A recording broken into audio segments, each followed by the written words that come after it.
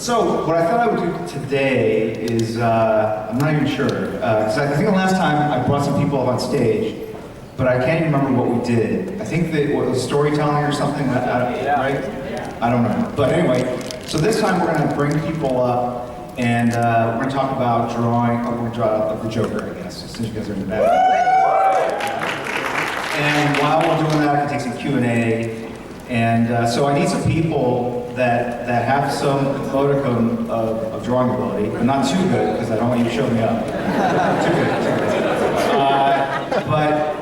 But the cool thing is, when we talk about like the Joker or even Batman, you know, the Joker really is he's sort of a bulletproof character. He's a guy that you can draw a number of different ways. You can draw him with like a really long nose, or a short nose, or a big grin, or normal. So you see him in normal portions, and then you also see him super exaggerated and still works within the context of the character. So to me, he's a character that you can draw a multitude of different ways, and people go, oh, that's the Joker, and they're cool with that. A lot of other characters you draw, like Superman, kind of a funny way, people really react poorly, violently sometimes. So Joker never seems to be a problem. So I figured I'd get some people up here, do loose pencils. When I mean like loose pencils, like a kind of a gesture type drawing, and then I'll do finishes over on top of them and fix all the mistakes. So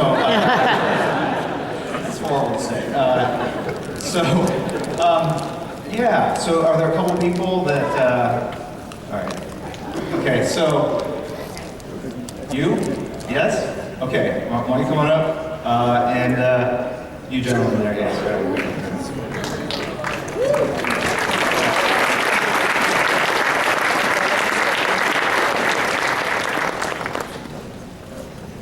Okay. You're going to camp out here or something? It's not Hall H. What is in there? Oh, you got a drawing board. Look at this. Kind of ring. Okay. Great. All right, take a seat there next to Don. Hey. Okay. So, since you have paper, if you could share that with Crane. Save my Okay. So then go ahead and do your take on the Joker, and I will kind of show people like my take and see where you're at. Okay, so the thing with the Joker is that he's sort of like a crescent-shaped head. So those of you have seen kind of other tutorials I've done, you kind of start out usually with the oval. Oval like that, right? And so with the Joker, it's just kind of like he's like a bean. It's more of a bean shape, like that. So kind of think about that as you guys are constructing these shapes. Actually, you know, I forgot to ask, how many of you guys are aspiring artists? That's it? We're doomed. There's no future to this business. The amount of fans, the ratio of the number of fans to artists is really bad. That's really, yeah, okay. Think about this here. So you put your ears, look like Mr. Potato Head at this point, right? You put the ears here, you draw a line, you put the, oh yeah, don't confuse them by putting it over here. Okay. There you go. He's like, oh, it's been bugging me all day. I fixed it. Okay, so you have the line, and then you kind of draw the eyes. The great thing about the Joker is that his eyes literally are like Mr. Potato. You can go full on circle. Every other person like almond shape or slits, or kind of half moon. Joker, full on crazy crystal meth eyeballs.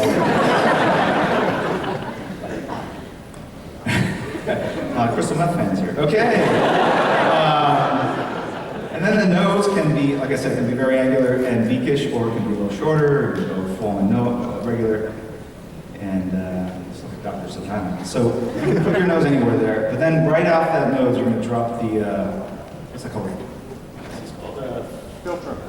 Filbrum. I ask this every year and I forget it. Filbrum, right? Filbrum or something? And then from there, the trick with the Joker is on the smile.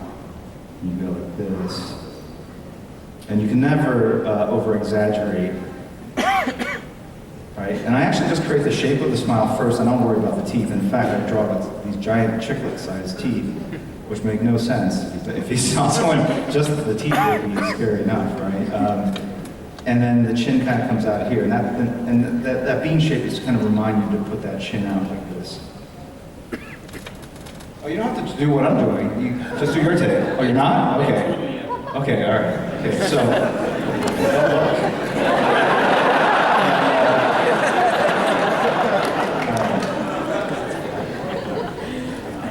Drawing is a competitive sport. I don't know if you guys know. We're all very insecure humans at heart. We need constant approval and affirmation. So, okay, so that's kind of the general thing. And then the hair can be kind of crazy and just goes whatever. So you do that. So that's the understructure. So if you can do that, you are halfway there. Where are you from? Where are you from? Nigeria. You're pretty huge. Am I? Yeah. You know, I've been sending a lot of money to Nigeria. Yeah, sure. You know, Prince Abdul. It's crazy. Oh, and I'm also bleeding cool. Oh, you're a bleeding cool, and you gave up on this town. Ooh. All right. Someone's gonna be angry about that. And Don, where are you from, Don? Seattle, Washington, Richmond, but I've lived in LA most of my life, so I like California. Okay, great, awesome. And do you guys draw professionally? I'm trying to get into it, so I'm just doing independent stuff. Got it, that's what I thought. Okay, and you? Well, I sent a bunch of samples like 10 years ago. And Right. nothing. Okay, all right, so good to know. So I've got this understructure, and it's all about putting shadows where they need to be, and where they need to be are underneath the cheekbones on the Joker. So I usually just kind of go and do a kind of these half shapes, and there will be this other half shape. I'm gonna draw that half shape right here, right? It's this contrasty thing, or this symmetrical thing. But this nose, if it's long, it's gonna come across it. So I usually just draw that. And I don't normally do it this way, it's very time consuming. I just draw the little part that's right here. But what happens when you do that and you drop a shadow underneath here is it creates the illusion of a shape, right? So this white shape, because this white space against this black line with this shadow underneath now creates this form that didn't exist before. And that's the beauty and magical aspects of art, is that really just putting lines on paper and tricking the eye into thinking it's something that it's not, which is just a line or shape, right? So, and then you go ahead and make the lips dark like this. Now you leave like a little highlight there, and then the gums, right? You just kind of drop little dots here, and maybe some gaps here in between the teeth, right? Chin comes here, and then what I like to do with the Joker, not every artist does, is that when he smiles, he's smiling. So what makes him haunting and kind of scary looking is that when he smiles so fiercely, you kind of see the tendons that are in that, and so they've kind of overly been used, and so they're very pronounced. And to me, that kind of makes the Joker. And then some people put eyebrows on the Joker. Some people do kind of the Marilyn Manson no eyebrow thing. It's up to you. And then I actually kind of play up the eyeliner or the eyelashes as well. And then since he's been on the bender, I put like these dark rings under the eyes like that. But again, it helps kind of pop the eyes out. So it's kind of critical. You put the ears over here. The shadow of the head against the neck. Pirate shirt. Deadly flower, right? And then he's kind of got these talking heads, dating myself from these, kind of very large, right? And then with the hair, is that you don't want to draw every piece of hair, you want to draw the shadows of the clumps, right? And what that allows you to do is going to trick the eye. So when people see the clump of the shadow, they see kind of volume of the hair. What happens when you draw every bit, every line, every hair, it just becomes this, it looks like grass. It looks like the texture. All right? And that kind of darken as it goes down to the bottom, just because the light source is generally at the top.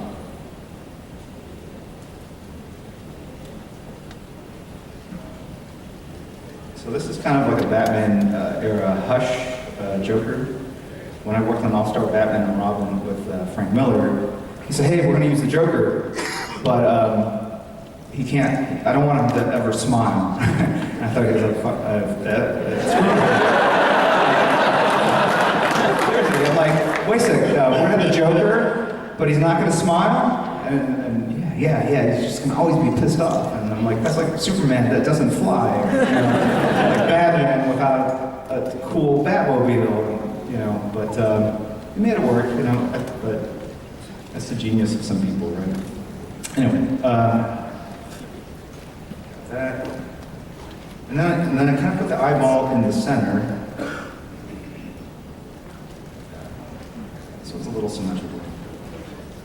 So then what happens is when you create these black shapes, these shadows, it creates volume, which is critical. And then I go in with a thinner pen and I'll add detail. So like maybe a strand here or there. And so what these little detail lines is, it reminds the brain, reminds the eye that you're not just looking at a black shape that represents nothing, you're looking at the black shape of a bunch of hairs, and to prove that they're hairs, hey look, here's one hair, here's one over here, and then the mind kind of fills in the rest, right? Because if I drew a hair all day, it would be almost too literal a drawing, right? So we're trying to create something that's figurative, that kind of speaks to what we're drawing, but not actually drawing it, right? Very zen. You guys get that? All right, so we'll see what they come up with. I am even astounded by how deep that was. Wow. Okay, so this is a little off, first one.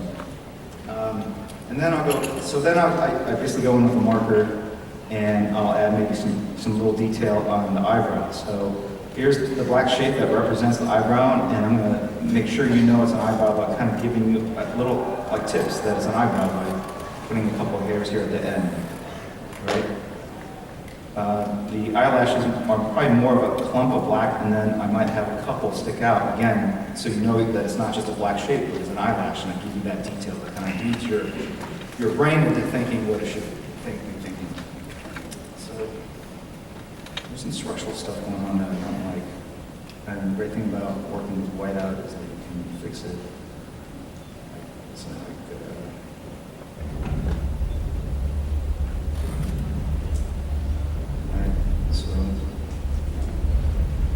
When you think about light sources, are you looking for really harsh lights to bring out how much contrast? generally, it's a stylistic preference, but I find that if you put if you have like really strong shadows and black shapes, it centers and grounds the figure so that it creates weight and it creates form, right? So if you draw, this is just a circle, but once I put the shadow underneath, now it becomes a sphere. If I render it over here, maybe add a core shadow here, it becomes this really weird, messed up apple-looking thing. But, right, so that's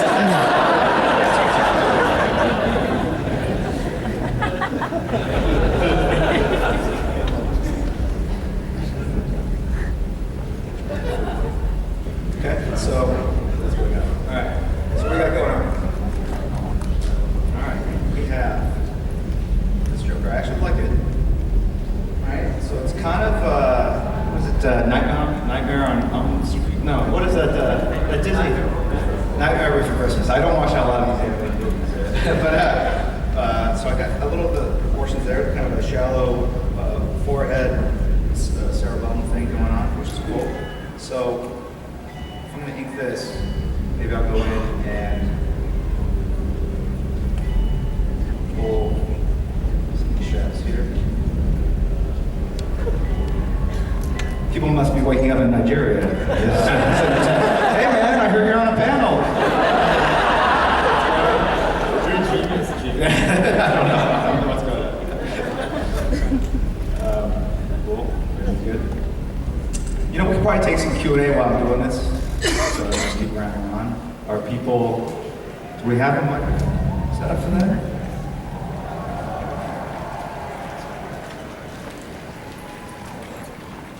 I have a question for you. Sure. Translated? I don't draw so many comics anymore. Yeah. I have a very large family. They're here with me now. A lot, just the,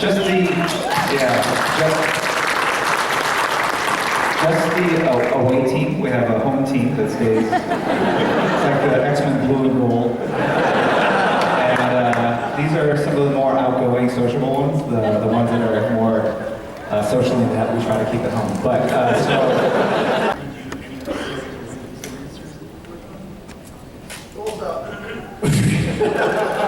All-Star Batman and Robin. You know, that would be an awesome project to get back to. There's that. There's Wildcats with, something like that. It's Bash at the Gym panel. What else have I not done? All my sins. So Wildcats with Grant. So Grant, I'd love to do something with Grant Morrison. I would love to do Wildcats with like Jeff Jones. I'd love to go back to Justice League for a little while. I'd like to do Legion of Superheroes. There's more projects that I could possibly do. And unless some of the kids run away from home, I think I'm locked in for a little while. Anyway, okay, great. Next. Hi. Can I ask a question about DC in general, or just about your art? What would you prefer? I don't want to get kicked out of DC in general, or my art? You can ask whatever you want. Oh, okay, perfect. Well, the thing is, I want some tips on working out, because I got those too. I would love that.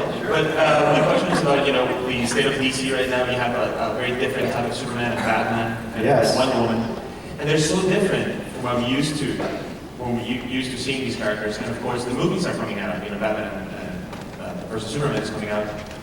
And is DC in general that people that are going to see the movie are going to try to get the comic book and they're going to see like gigantic robot Batman and a depowered Superman, and they're going to say, wait, I just saw the movie and it's not similar. Right. Only the really stupid viewers. Wait, this doesn't match up. What the hell? You ripped me off. Where's Ben Affleck? No, we expect the readers, because you guys all look very intelligent and smart.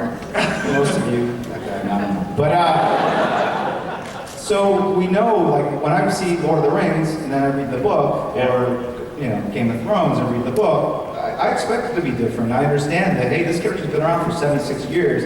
If he's in the same goddamn suit every single year, it gets kind of boring. So I think it's important, as publishers, as creators, to keep taking chances and push it, not feel constrained by what they're doing in other media. Because if you do that, you're just servicing some other function. What was great about comics is the people created the characters, they did the stories, they created their own mythology, and then other people came in and were inspired by that. So, to the extent that, you never know, the fifth Batman movie could be that giant-sized robot Batman running around Gotham. It's so dumb. Oh no, please! Don't run further. So I think the characters are fairly bulletproof. I think the viewers or consumers are smarter than that, and they understand that. And ultimately, at the end of the day, the best-selling trades, the collected editions, the books, are not the ones that are slavishly, they don't slavishly adapt what you're seeing on TV or movies and the games. They're the ones that are just the best stories that happen to feature those characters. So our best-selling books are Killing Joke, Dark Knight Returns, and those really don't play into like the Gotham TV show per se, but those are great stories that feature Batman. So I highly recommend, if none of you guys have read those books, you have to. Otherwise, you should leave the room right now. Right? Very much. Right. Great answer. Hi, Jim. I'm glad to actually be at your panel. This is the first time I've actually been to one of your panels. I have a question. Earlier when you asked if there are any aspiring artists, I kind of hesitated to even, I didn't even raise my hand or anything because I know I get nervous and kind of feel like my artwork is like inferior to most of the other ones I see. So as a professional artist, how do you deal with like that? Do you ever get that feeling sometimes? Do you ever get like kind of like critical of your own work? Sure. I think that's look. I think in any creative field, it's all about feeling sort of chuffed up and feeling more confident than you are, and then at the same time feeling horribly insecure about what you're producing. I think those are the two twin things that drive all artists, right? Is that, hey, I'm arrogant enough to say, hey, I'm gonna draw something that you're gonna like, but that you can't draw, and I'm gonna create something that no one else has seen, and I'm so confident about how awesome it is, I'm gonna actually draw it and show it to you, or I'm gonna put it online. But at the same time, you also are very aware that, well, what if they don't like it? It's just a very human condition, right? And to feel a little,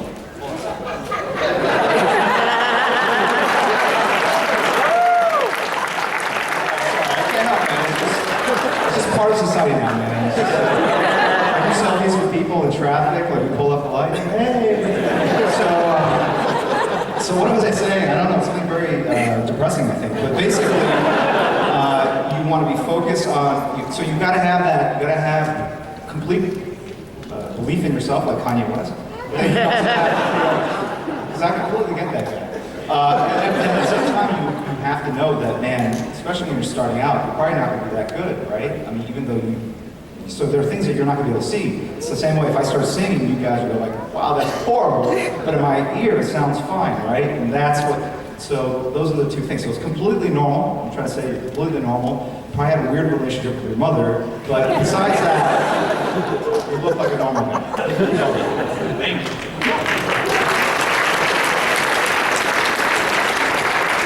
Hello, Jim. The Joker is my favorite character ever since I was like a child, and we haven't seen the Joker version in the new universe. Are we ever gonna see him soon or anytime in the future? I did like a variant cover for Suicide Squad that had Joker, and I did the Greg Capullo version of it. So I mean the stories or whatever. I mean any title. I mean it doesn't have to be Batman. I mean there's League or whatever. I mean are we ever gonna see a Joker version in the new universe? I mean I wish to see him, but I'm just kind of wishing. I'm gonna say yes because there's so many more options. If I say no, I'm really screwed, right? So I say yes, even though I really don't know if I'm gonna do it, but I'm gonna say yes because I hate being a liar. So yeah, sure, why not?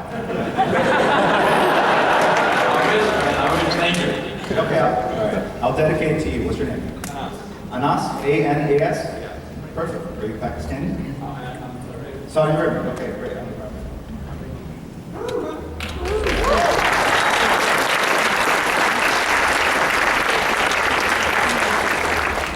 Eddie, my assistant here, can you put that down? So we're going to dedicate a book to Anas. Okay?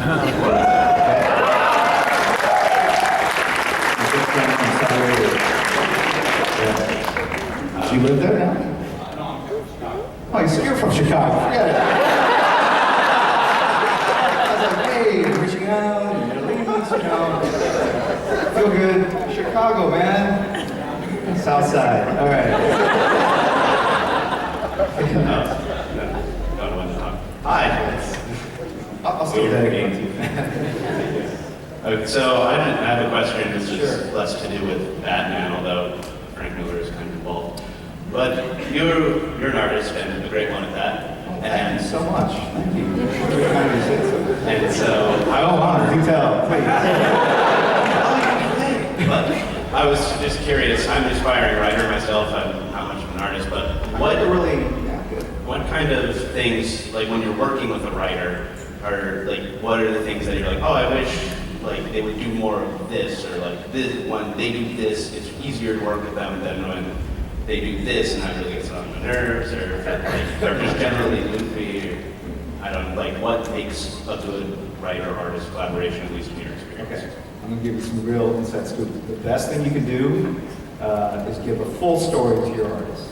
All right, we work and live in a day where a lot of artists are getting partial scripts, like 5 pages at a time. It's really hard to draw a complete story. It's like saying, hey, play this song, I'm gonna give you 3 notes.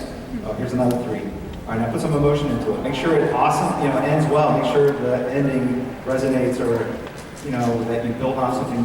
It's just really hard to plan. So when you have the full story, you can look at the beginning, middle, end, and go, all right, I'm gonna do a little harbinger of this, or I'm gonna kind of hint at the ending and the beginning with a couple stylistic elements, whether it's colors or background items or objects or symbols or whatever. So that's important. But I would say for me, I hate drawing animals and fruit apparently, but so just remember also, like when you say like, hey, don't pay spread, you know, it's the whole Russian army and they're charging over the hills and there's T-34C tanks and planes and then the Germans are in the trenches. That's like, that takes you, what, a minute to write, and it takes an artist like 3 days to draw. So don't do it unless it's got Superman and Batman, so I can sell the original piece of art, for God's sake. Those are my helpful tips.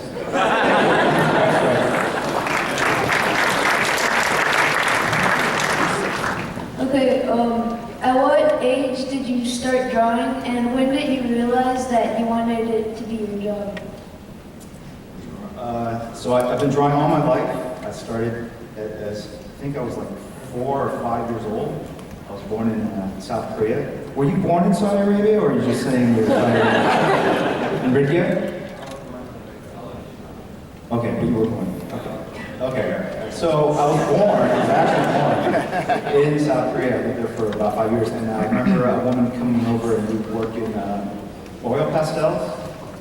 Oil pastels, you start light and work darker. So you do the underdrawing with the yellow pastel, and then you go with darker colors, and end with your darkest black.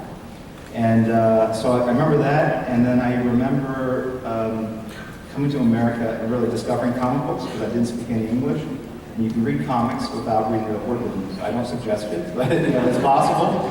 And I did that for many years, and I slowly learned English. And so I think I was just always gravitated towards the art form. It was a big part of my childhood. There wasn't, you know, all these great Star Wars movies to look forward to. There was none of that. You know, it was just, it was, you know, we played with popsicle sticks, dude. Like we would, we would glue 2 popsicle sticks together, and that would be like a laser thing. We'd find like old, broken down dryers in the woods, and we'd go into like spaceships. It was really different age and day, and so we had to use our imaginations. Which I think was the only positive thing that came out of my childhood. But anyway, so I actually sent samples to Marvel when I was like maybe 12 years old or whatever, and they sent back a note saying, you know, looks good, keep trying like that. So that kept happening for many, many years until I was an adult and found out work. But you know, I think it's good to start early, but at the same time, you seem tall for your age. 14. 14, exactly. At this point, maybe get a sketchbook and just draw what you want, what you like. Don't worry about doing panel-to-panels type stuff, or drawing things you don't want to draw, like trees and cars or fruit. wait till like you're like 20 or 21, and then force yourself to tell stories, the things that you wouldn't necessarily want to draw, that service the story. Okay? Can I take a selfie with you? Sure.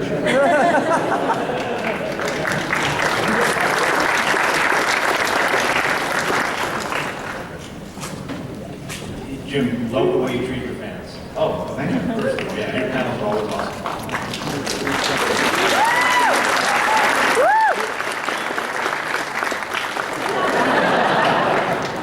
Last year when you left the sketches, I mean, I've never seen any artist do anything that generous, and now you have a lot of people copying you, which is great. The sketches that you left around. Oh, very yeah. Would you ever consider doing that again? And give it to me. I would. Why not? Yeah, I did this year. Last year I did 50 sketches in celebration of 50th birthday. And I hid them around the convention. The best was actually people walking around like that guy with a big bag. I like followed people and I just slipped the sketches in the bag. And I videotaped it. And it's out there on YouTube or something. And I put it in, but it didn't go in all the way, and I was worried that someone would grab it, so I took it back out, and I put it back in even deeper. Hey.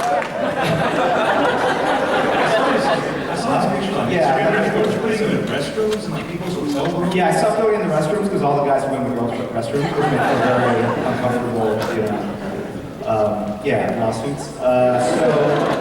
And sometimes I put in restaurants, but they didn't like that as much either, because swarms of sweaty people would be running in to one specific table, bypassing the maitre d'. So yeah, but you know what? It takes a lot of work, right? The drawing part is actually the easy part. The hard part is so I had my kids help out, and they would go out and hide these things, and then they would send me the picture of where they put it, and I put it online, and it, you know, so it's a big thing. I think I'm gonna do it at New York Comic Con just because it's months away, and it goes back out. But it might happen. I don't know. Follow my Instagram at Jim Lee Art or my Twitter at Jim Lee. You know, I wanted to score so bad one of the ones that you were doing with the figures, but that was something else. Right. But also, what also happened last year is a bunch of enterprising fans got together. There were like little leagues or teams, and they would be set up in different parts of the convention and communicate with each other. And they got like eight or nine of the sketches as a group, and then, so that kind of killed it. We had walkie-talkies. Oh, you were part of that group? I'm sorry. All right, so you rolled in with the rest of us.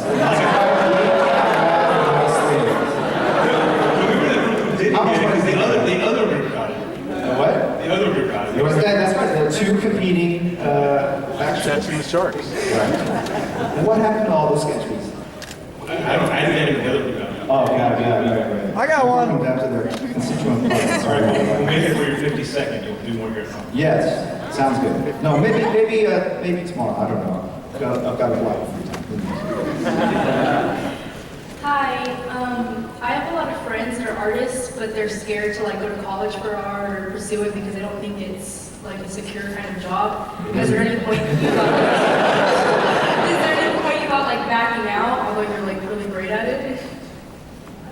Did I ever think about backing out? About like just picking a normal job and drawing on the side or something. I actually have a normal job. You have an incredible job. I draw, but I'm co-publisher. I don't know here, but it's something called DC Comics, and we publish like Superman, Batman. And so me and a guy named Dan Didio, we oversee the print and digital publishing lines, Vertigo, Mad Magazine.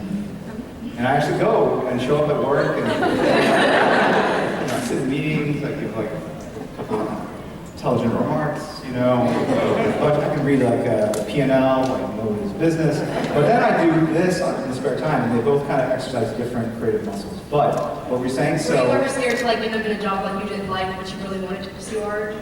Here's the thing. I went to school, I got a degree in psychology. I was pre-med in college. But I wish I went to art school because there are a lot of freaky people. There's a lot of really cool people in art school.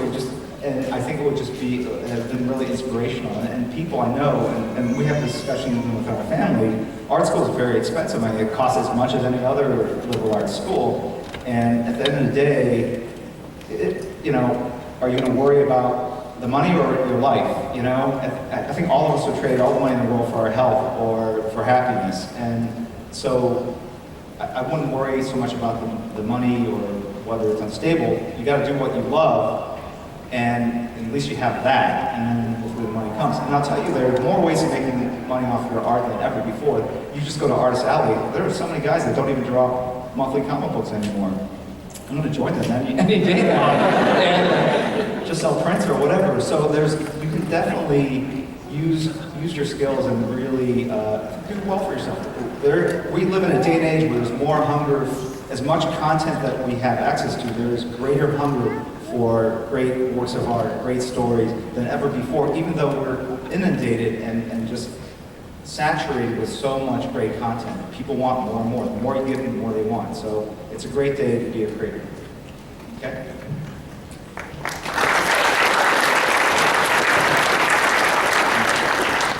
I didn't draw thumbs, so put it in there.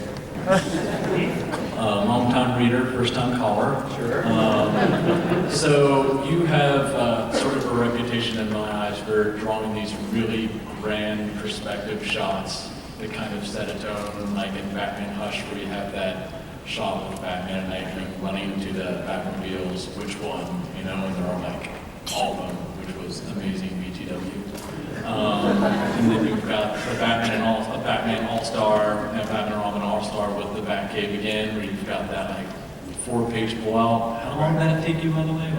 holy crap. Anyways, Yeah. so you just like draw these grand perspective things, and I'd just like to know like how you set up something like that. Like, do you set up a piece of tape and you just kind of do that? Because some of your like these vanishing points are like miles Sure. away. Like, I used to, but it's really tough to do that, which what he's talking about is perspective, right? You have your horizon line, you have a vanishing point here, and so if there's a house, you basically draw those kinds of lines to figure out, you know, then maybe 3 points to the roof. But anyway, so, right, to do that, and then if there's a person here, that's smaller over here, right, so that's the perspective line. So if you're going to do like something that's really wide, like wide lens angle, you're going to basically have to put these two spots further and further apart. So early on in my career, I used to tape pieces of paper together like that, and get a very long ruler and line them out. And then, yeah, exactly. And such a pain in the ass. I said, never again. So I just fake it now, man. I don't do any of that. I'm serious. I just look at it and go like, okay, does it look wrong? If it doesn't look wrong, these guys aren't going to know. And actually, it looks better. It looks better. The problem with drawing the perspective lines is that everything looks rigid. In fact, if you look at people that draw backgrounds with a ruler, it looks really artificial and stiff, because when you go out in the real world, you don't see straight lines, right? You see clutter, right? You see on the street, you'll see a trash can, you'll see a car, you'll see a person here, a tree. So a lot of those straight lines disappear, and then when you have a little nuance and expression in the line itself instead of a dead straight line, it just has more interest. So I actually freehand a lot of my backgrounds, and what you can find is that you can make it work. And if it doesn't work, well, you know, you kind of take it. Sometimes I take a photograph so it's really small, so I have a deeper distance on it, and I can see if it doesn't look wrong. I just kind of adjust it. But it, you know, it's. I feel like half a man. Huh? I feel like half a man. No, I'm sorry. If you still roll it out, that's good, because that's. Yeah, no, look, you got to learn how to walk before you run, right? So I commend you on doing it the right way, and so you just have to find out what you're comfortable with. But when you do enough of it, after a while, you can just kind of, you can just do it by, I don't know, by feel, I guess. So that's what it comes down to, right?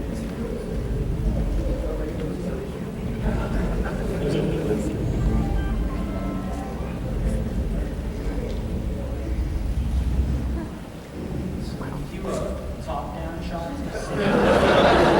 Right? Instantly recognizable. It's $100 right there.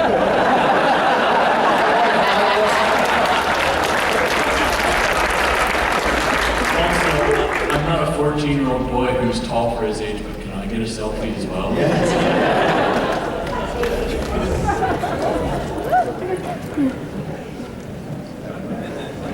Sure. Okay.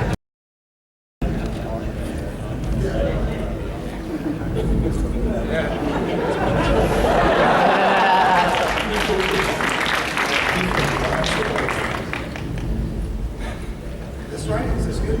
Yeah. So it's just sort of kind of, just trying to capture yourself. So when you do cityscapes, things like top-down or really harsh perspective, is that all you have is free at this point, or do you use references in the research? I'll actually show you how. So I kind of like it. It's not, will be free again? Yeah. So I'll go like this.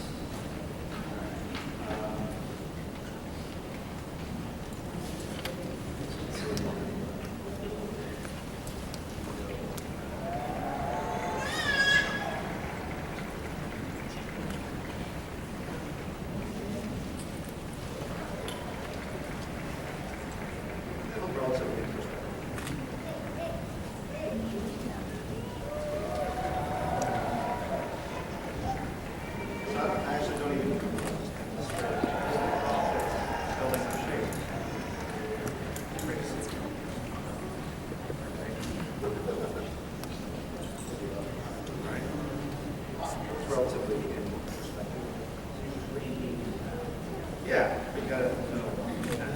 So I bet these points, if I were to draw somewhere like you got a circle within a circle. That's really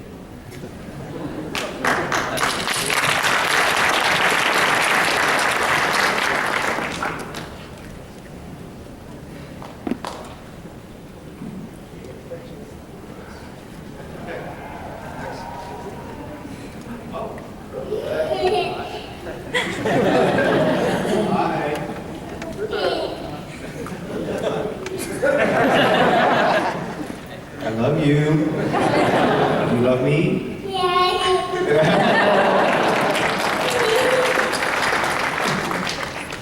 She wants to know what you're doing. Oh, I'm drawing pictures, River.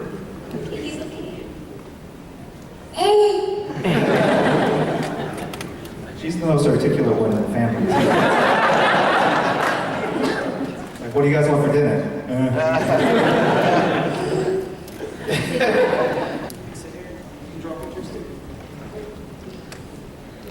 I was struck by how you were able to draw while people are talking to you, even with sensitive subject matter, and still draw delightful pictures. I was thinking about Mozart, how he was able to compose when he was sad and still write beautiful, happy music. And you have that, and also, you have that kind of ability. And also, I've written a piano method book. I'd love for you to draw a page for that book, if possible. Draw a page in that book? Yes. Draw a page for the book. Oh, you're writing a piano method book? Yes. It's in London right now. The percussionist for Neil Diamond is taking it to one of his producers Right. in London. We can talk about that offline, as they say. Sure. So, are you asking if I'm a happy person deep inside? Well, you strike me as a very happy person, but everybody's sad from time to time. And I'm wondering if you're able to still draw very fun pictures and things like that when you're sad. The emotional state I'm in generally doesn't, carry forth. Like, I'm not in a, vengeful mood when I draw Batman. I'm in an altruistic mood when I draw Superman. Part of what we do is we're kind of like actors. Like, we're not necessarily the characters, but we have to channel that emotion into, but it just passes through, man. It doesn't touch my soul. It doesn't touch my heart. It's just an energy I bring. I don't know, that sounds real new agey, but I don't know, I find myself acting like the character more. Like, so if I'm drawing Wolverine, for example, from that other company, like maybe snarls, and I'll find myself snarling a bit. Or if there's a fight, sometimes I get up, kind of do that kind of thing, or I'll find myself talking, because I'm like in it, right? You're, again, as an actor, you're drawing the scene, you want to feel like it's happening in front of you. So it's not so much as whether I feel happy or not. But I consider myself a pretty, what's the glass half full kind of guy, as long as it's tequila.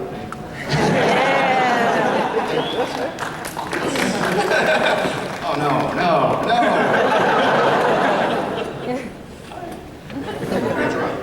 Jim, I was wondering if you still had that Legion art hanging up in your office. I do. It's on the ground, but it's in my office. No, it's framed on the ground. Is it a particular page, or? No, what Legion page are you talking about? Didn't you? I know you had some Legion art in your office.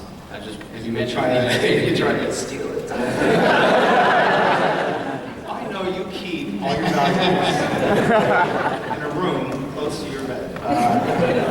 I have, it was a gift to me by Scott Dumbier. It's just a shot of the Legion. My favorite era of Mike Rell when you work on it. Okay. And so my question is, you've done so much in your career. I know you don't get to do that much creative stuff anymore, but I wonder if there's still a big project or a big idea that you have in your back pocket that you hope you can do someday, so that 50 years from now we can look back and say that project was it. That was the quintessential Jubilee. There's still something like that you have in the back of your mind, either as an artist or writer, that you hope to do someday. There are a lot of projects. Like I rattled off a bunch before. I'd love to go back and revisit the Wildcats at some point. Certainly, All-Star Batman and Robin needs finishing. It's something that actually I'm flying out to meet with Frank Tuesday after the con. Yeah, I'm excited. Get him to sign all my books. Hey, I'm a fan too. What else do I want to do? These are quintessential, like, that you hope people would look back eventually, you know. Oh, that I've already done?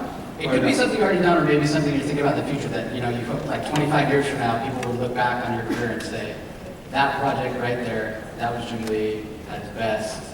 Like, maybe even something you're, like, most proud of, or maybe you haven't done it yet, but you're hoping to. I just wanted to, I don't really think that way. For me, I sign on to projects I want to work with the writer on a certain character. And then, because you can't pre-plan whether it's going to be a big hit or if it's going to be looked upon fondly or not. At the time when you're doing it, it seems like awesome. But then the book comes out and they go like, too many splash outs, not enough feet, whatever, you know, whatever the criticism is. And at the end of the day, so you should do it because you want to do it with that person and have your fun doing it. And then over time, and you'll find even over time, the public's perception of the work you did will change. I mean, they might initially like it, but then over years, it might not withstand the test of time, and it might be considered like not that great. So, you know, at this point, I just want to work with certain writers on certain characters, and then at the end of the day, you guys can decide what was meaningful and what wasn't. Just have fun and it'll come out of work. Yeah. Right. Yeah. Great, thanks.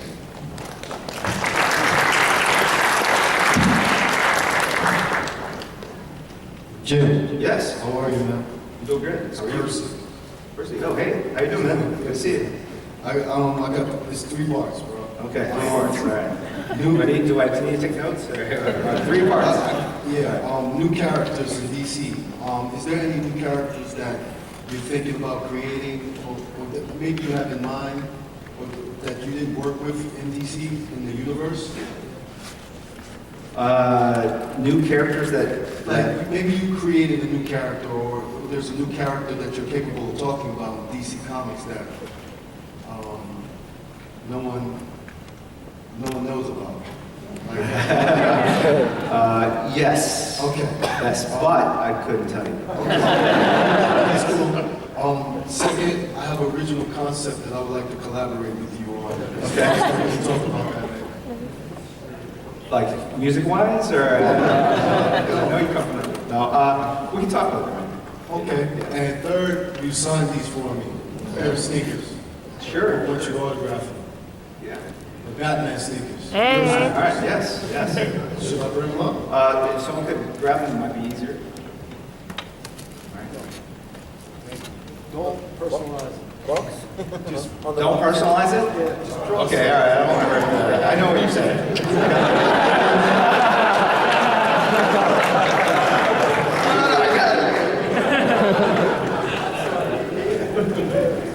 I had 2 questions. I guess you could answer either one. They may be related.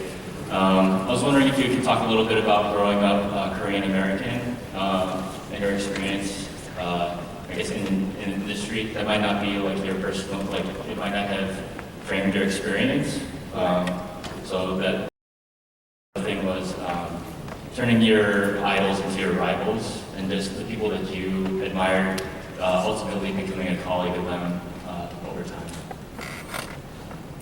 I missed the last part. Sorry. So the people that you idolized, so the creators that you used to idolize, or still do idolize.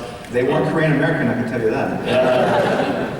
I think the industry has changed. It's good to have diversity. It's good to have inclusiveness.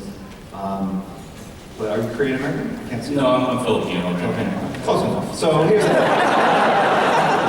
Count you as my brothers, man. Right? So to God. So here's the thing. Growing up Korean American. So I moved to the United States when I was 5 or 6. I always felt like an outcast, but not like in a negative way. Like I don't know if there's a possible way to feel like an outcast, but in that I was different from everyone else. I grew up in the Midwest, Ohio, and then Missouri, and occasionally you see another Asian person and be like, hey, you know. For the most part, you were always that person that you put racial stereotype, whatever. And but I think it kind of helped my artistic abilities because I always felt like I was kind of on the outside looking in and observing, like, how do these people eat or interact? Why do they love turkey? You know, like, and so that's pretty kitschy and all sorts of crazy stuff, right? So you wanted to figure out how to assimilate, how to kind of fit in, and so you learn that you eat with the outside utensil going in. Make that a note there, kids. And just weird things like that. But at the same time, it makes you super observant of how people act and behave and the way they stand and just relationships between people. That's what interested me in psychology. That's why I got to read psychology. But I also think it makes it just very observational when you're an artist. Like, so if I'm drawing you, there are things I'm picking up, visual clues, and I just kind of inherently do that whenever I meet someone. I'm just like taking things in and just kind of constructing, taking a picture of me. Anyway, where am I? You stole my soul. So that was a big part of it. Oh hey. But I'll tell you, like I said, I grew up in the Midwest. There weren't a lot of other Asians, so I really it didn't have as much of an impact on me until I grew older and sort of embraced it more. I don't really speak Korean. I can kind of understand it, but I think there's definitely a need for more Asian characters, more African American characters, Arabic characters. I'm just all sorts. It should definitely mirror the reality in the world we live in, and. So it sits there, and it probably has more of an impact on what I do on the co-publishing side. Okay.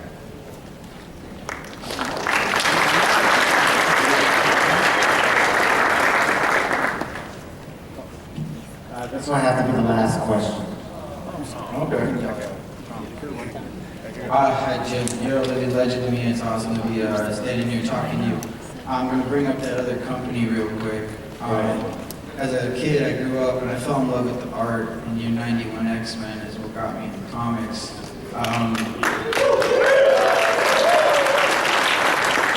Which one? The 91 X-Men, the first. 1991. Yeah, when you did the 4-panel arc, it was fantastic. Really Thank you. My question to you is, did you feel that your style, your sense really made those characters come alive, or grow up at least? In the art, with those characters especially, they were so much more mature, and it came through in your line and your shadows and all that it always has. I guess, were you, aware of that in wanting to, push that and establish that for yourself as an artist? I just wanted to have fun when I worked on the X-Men. I was a huge fan, again, going back to feeling a little bit of an outsider, especially if you write comics. When I was growing up, it was just not a cool thing to do. It was really a secret activity. A lot of, just very few people were into it. I got beat up all the time. Well, I didn't get beat up all the time. No, I'm sorry. No, I fought back. It's all Yeah, okay, fought back. Awesome, man. Thank you. Bless you. Yeah, so what was I trying to say? Wait, what was the question? Sorry. So X-Men, yeah, so they were my favorite characters growing up, and I identified with them because, again, they had special powers, but they were not understood. They went to a special school. I went to like a private school or whatever, and they wore like blue and yellow pajamas. I wore blue and yellow pajamas. But so when I got out of those characters, I just wanted to, like, I was just so thrilled to actually be drawing the characters I loved and literally idolized as a kid. And so it was just really a chance to like play around with like toys in a storytelling sense. It's like, oh my gosh, I want to do a story with the She-Ra. I want to do a story in the Savage Land. All the stuff I loved as a kid, I wanted to go back and revisit them and tell new stories. And so if you look back, it's the greatest hits of the X-Men, at least when I was a kid. So all the storylines we did just hit all those great beats. And so it was never, the message was like, I'm having fun because I'm drawing the characters I love. And so hopefully some of that translated over to the page. Yeah, thank you, man. You made them idols for me too, you as well. I appreciate Thank you. All right, great.